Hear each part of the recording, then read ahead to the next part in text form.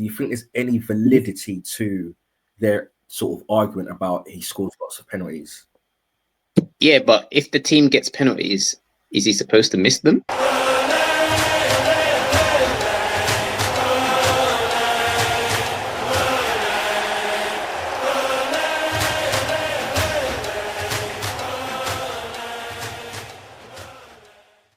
Hello, everybody. This is Over the Line, the football debate show by fans for fans. My name is Dave O, the host of the show that you should know by now. Joining me tonight, it's Kunle. Kunle, welcome, buddy. How are you? It's good, man. You good? Yeah, I'm good, man. Feels good to be back. We've had a week off or so due to ill health on my part, but I'm back now, ready to go. How about you? Yeah, I'll be all good. I've been all good. I think I was the last episode. I think I was in the States when we did it. So yeah, back in the UK, back in the dull weather. So same. Coming up on the show tonight, we are, as it's just us schooners, I think naturally we're going to have it an Arsenal-centric show. So we're going to talk about the transfers we've completed so far, how we feel they've gone, maybe talk about fan reaction to some of the signings that we've made. But before we start the show, okay, naturally, there's only one place for us to actually begin, and that is to pay homage to the England women, because they have only gone and won the Euros again, back to back. So I just want to take this opportunity to give credit where it's due. The England women, the Lionesses, you've done the nation proud. Serena Wigman, I'm hoping I'm pronouncing that correctly. You have done an absolutely amazing job. Put some of the naysayers to shame. Back-to-back Euro champions, beating Spain 3-1 on penalties. You're European champions again. So I'd like to congratulate the women on winning the Euros. Kunle, is there anything you want to add to that? Okay, I can't say I watched every single game, but obviously the feat cannot be. You can't laugh at what they've done back to back. Obviously, sort of putting the men to shame to a certain extent, because any time there's been any big celebrations in relation to football, it's pretty much been the women who's holding the flag high. So yeah, now you have to congratulate. My feelings all about showing them armpits at the end of a tournament or a league, and they show those armpits on back to back. So now you have to congratulate them on that. Yeah, 100%. They've done an absolutely fantastic job. Yeah, again, it's just just putting them to shame. So yeah, the men need to step up for the national and our own respective team. 100%. I mean, we've got the World Cup coming up next year, and that's going to be in itself a massive tournament. Nearer the time, we will make predictions as to how we do think it's going to go. But I think. Do you think the women, with the success that they've had, do you think that ramps up the pressure on the men to deliver as well? Not really. I think the pressure is already on the men, even without I think the pressure has already been on, just due to the array of talents that the men's team hold, but yet they've not been able to put it to actual use. It's always flatter to deceive, and just not be get over the line. So I think the pressure was on regardless of what the women. I mean, the women have already won it. These are tournaments where it's rare where a country does back to back. So apart from, I think when Spain went on that domination for about, I think they've done like World Cup, Euros. So apart from that, most times it's always someone new. So I don't think the women in any pressure. So for them to do what they did, the pressure was on regardless. So yeah, 100%. Congratulations to the Lionesses. And that moves us on to our main topic of the discussing Arsenal transfers, okay? Namely, the gentleman that we have in front of us right now, Viktor Gyokeres. We have finally got the deal over the line after weeks and weeks, and what kind of felt like months and months of the back and forth with Sporting Lisbon.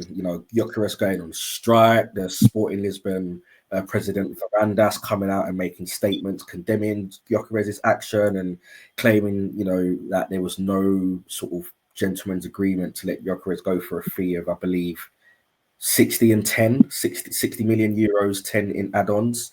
I think the deal Arsenal managed to get done is pretty much close to that. I think it was a 63 and 10. 63, yeah, 63 and 10. So we've managed to get the guy done, got him done. I think this celebration is going to be a main feature of the season coming up. I wonder how long it's going to take before people like Carragher and Neville begin to complain about Arsenal fans celebrating, with that celebration and linking it to something stupid like gang life warfare, bullshit like that. But anyway, Kunle, so we've managed to get the guy that you actually wanted. On a previous episode, I gave you and Gavin the opportunity to name the striker that you wanted between Gyokeres and Sesko, and you both actually did say Gyokeres. So, what's your feelings on this signing? Oh, it's what I wanted, as you just stated. I said it from the moment I knew we were in for him. Because again, this aligns with the way that it's been reported that Berto works, where he has multiple deals running at the same time. Yeah. Obviously, before Berto came, Arsenal were thoroughly focused on Sesko, because we tried the summer, we tried in January, and obviously we were trying this summer again to try and get him. So obviously, once Berto came in, he was like, no, I think this is the guy.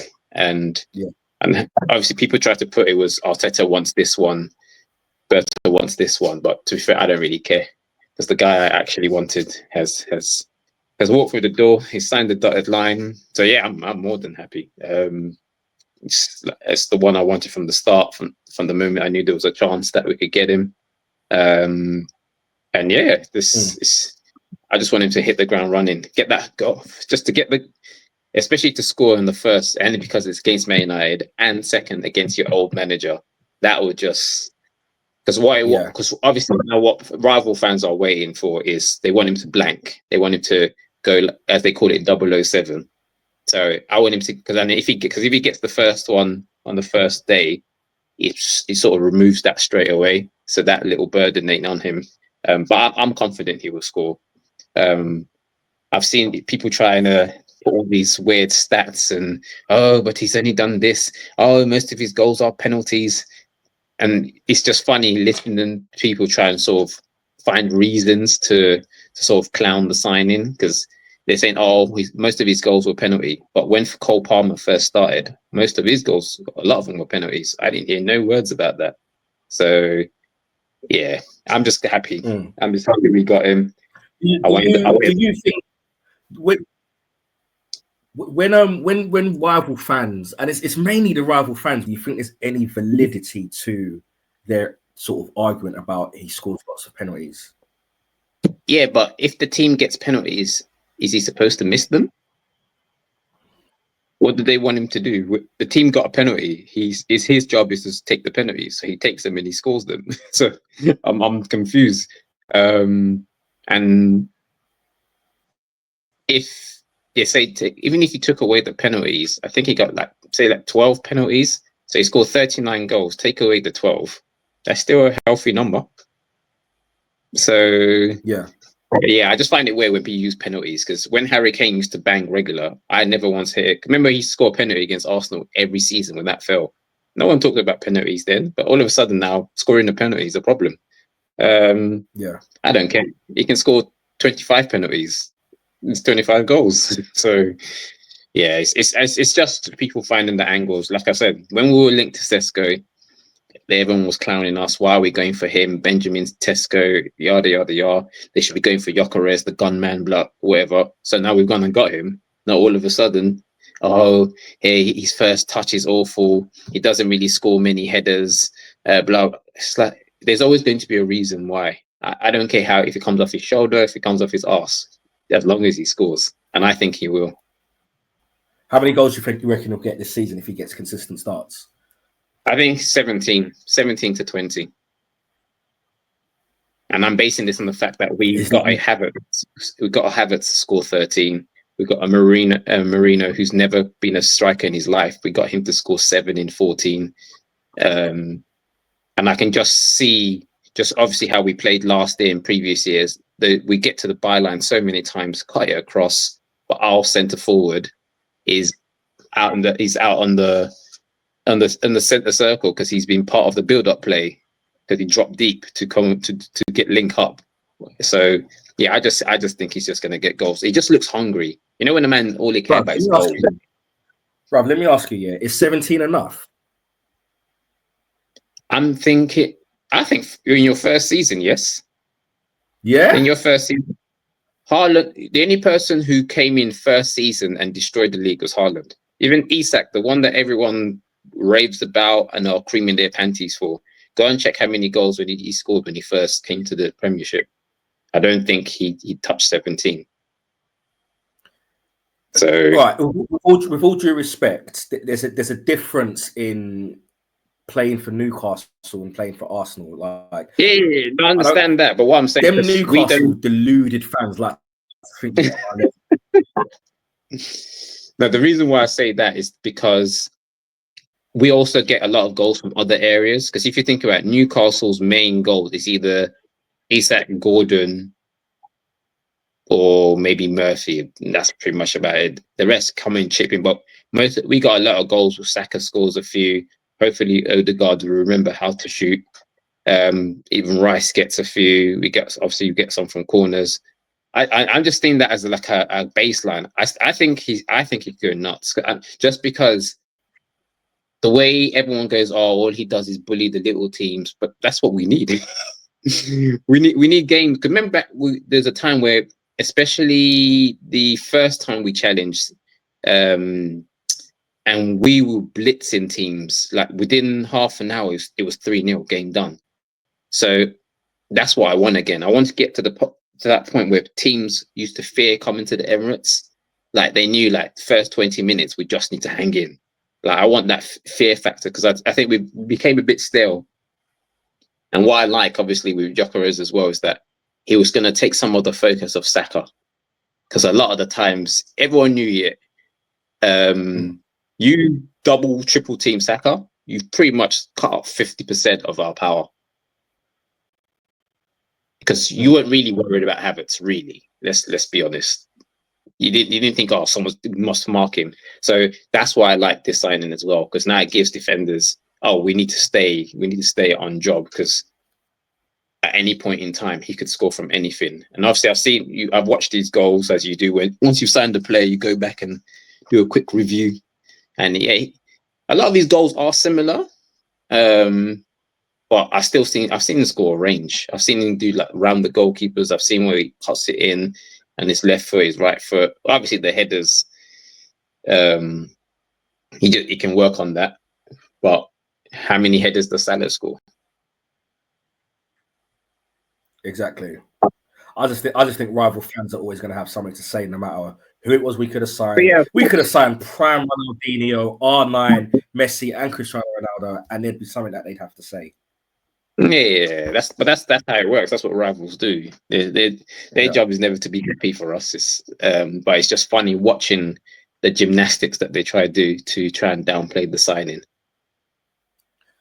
There's this new term that they're using now called hate watch. Like the amount of hate watch that we're going to get this season is going to be absolutely immense. Oh, hate watch has been starting since we've been challenging for league. I never used to see. They call them hate alongs. I never seen hate alongs until Arsenal started challenging for the league. Well, people are watching specifically to watch our downfall. It's them people, like, you need to go out and touch grass for real, because that is sad. that's absolutely pathetic. Hate along, mate. Obviously now it's developed where people are doing it for other teams, but it definitely started when Arsenal used to challenge. Like before Arsenal challenging, I'd never seen a hate along ever. It's pathetic, man. But moving on, like to our other signings, because Gyokeres is the 6th signing that we've made this summer, and Burton is absolutely killing it. Between the signings and the contracts, he's absolutely killing it. But another signing that we made, which made waves all for the wrong reason, Madueke. Okay, now I know how you feel about that. I will give you a chance to sort of revisit that signing. Okay, me personally, I said it at the time and I'm saying it now, right? I'm happy with the signing. Would it have been the first guy that I would have signed? Hell no. There's no way. However, now that he's here, I'm going to support. I was never one of them ones that was doing crap like signing petitions or like voicing my dislike about it. Oh, we're giving Chelsea more money. All that noise that we heard that was doing the rounds on social media. I think it's a good signing. Or what Arteta, what the club have done by bringing him in is that we've given Saka competition, however big you think that is, it's competition, it's backup, and he's also going to get starts out on the left as well. I think what we've done is a good bit of business there. But how do you feel about the Madueke signing? My views on the signing were never actually personal to him. Like as a player, I didn't say, "Oh my God, he's the worst player I've ever seen." It wasn't personal to him. Obviously, we've discussed many times about the whole Chelsea Arsenal thing. I just don't like the whole relationship period. And we can go back through a long list of names of the people we've taken and how it's gone for us. So it was never personal to him. And I think I think I said in one of the last episodes where we discussed it, is that maybe we're doing the signings sort of backwards. Because, for example, if we had signed Gyokeres as the first signing, and then later down the line it was Madueke, people wouldn't have. I don't think the uproar wouldn't have been as great as it was. Why does that matter? It shouldn't matter, but it's all about perception. Because you have to think about it. What we've come off a very disappointing season. When you had the chance to sign a striker, you didn't. So everyone's thinking, okay, it's because they're saving their coins so that in the summer they can really go get that guy. So obviously, because at that point in time, we didn't even know, is it Gyokeres, is it Sesko? So it was still like going back and forth. And then while we're doing this, we're now going and using money that people are thinking, oh, this is for our striker, to go and get Madueke. And I've always said from the top, I don't really care. The whole Madueke thing, I don't really care for it. I only care if it impacts doing other business. So, for example, it's been reported that the Eze signing, the way Palace want it, they're not going to drop their price, and they expect a certain amount up front. So, let's say we don't get Eze, you could say that would you have preferred if we just bought Eze and not use money? Because whether we like it or not, money has been a part of that money. Our transfer fund has gone to Madueke signing. I don't know how much will be in the first year. Obviously, it's spread over the length of the contract, but we've still given Chelsea something up front. So if that affects getting the Eze, then there's a problem. And that's when, again, it's nothing to do with the player, but then you're looking at why did we leave ourselves short then if we knew that we didn't have all the funds to cover everyone? So, and I think that's when fans maybe look at it and think, because right now we're very lopsided, and that's another reason, apart from when people used to double team. If you look at how we play, a lot of things goes down the right. Sorry, where Odegaard, I think it's going to be Ben White starting and Saka. They have that little partnership, so everything always goes down the right. I want a threat on the left as well. Because that's when teams won't know which side to cover, and just gives us more options. So yeah, if Eze walks through the door, I don't think people will bat an eyelid. The whole Madueke thing would just fall into the background. But if we don't get Eze, what then? Do you think we're going to get Eze? This is the thing. And the reason I asked that, okay, is because I've heard, don't know how true this is, but we don't need to make sales to land Eze. We do need to make sales to get the left winger, who at this moment, I've heard Rodrigo, I've heard Rafa Leao, I've heard Anthony Gordon. Please not Gordon. Please not Gordon. I'm hearing that Rafa Leao is probably like the front runner now, based on the wages that Rodrigo is looking to have. And while we're speaking of Rodrigo, Tottenham, don't make me laugh, mate. Yeah, I understand it, but as he can sort of, even though he's not, you think we're going to do both? Because how are we going to do both? Why can't we do both? I just can't. I don't know. I'm just basing it off how Arsenal operates. I can't see them getting Eze. Would have to sell. Obviously, I've heard rumors of Trossard going, but then Rodrigo, one, he'll cost a lot, and his wages would be a lot. But I mean, for me, if they got Eze, that's enough. Anything else on top of that is a bonus. But you have to get Eze, because not only that, because he plays on the left, he can come in off the left. He can do it if he wants. I mean, it's not his natural position, but he can do it. And what it also does is another option apart from Odegaard, because I think that's another thing where the weight to be the creative spark is all on him. Because I want us to be a bit more unpredictable in our play. I think there's still more deals to be made, but we just need to make them. Because I know you said we might touch on this later. Because if Isak does go to Liverpool, that's a problem. Is it though? I think it is. Why? I think Liverpool score goals anyway. Why is it a problem?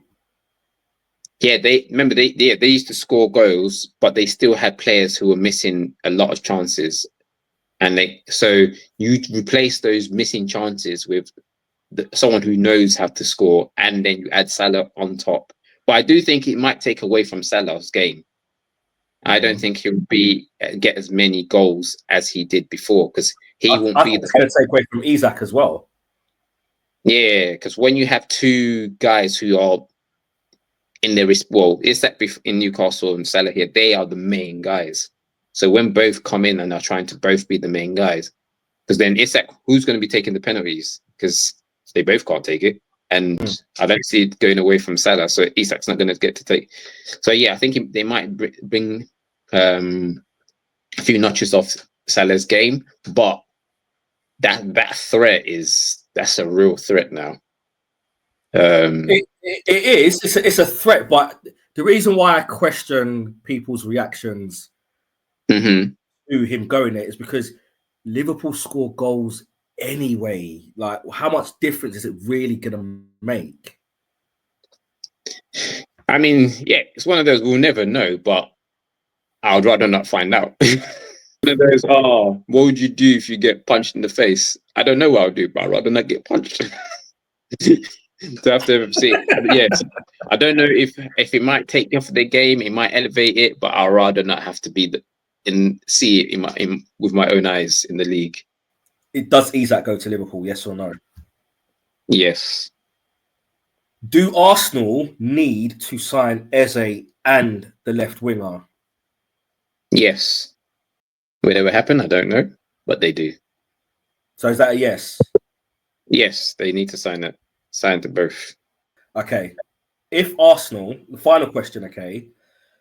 If Arsenal do not win the Premier League or the Champions League this season, is it to move on from Arteta? Without giving the context, yes. All right, let me give you some context behind it then. If Arsenal win the Carabao Cup or the FA Cup, make the quarters of the Champions League and finish second in the Premier League, but they're 5 points off whoever wins it, does Arteta go? For me, yes. You need to take it for the context for me, for him to stay without winning those two big ones. You have to win one of the cups, because his record in there is shambolic. Go deep, and then go deep in the Champions League like we did this season. And he needs to take it to at least last day. He has to, because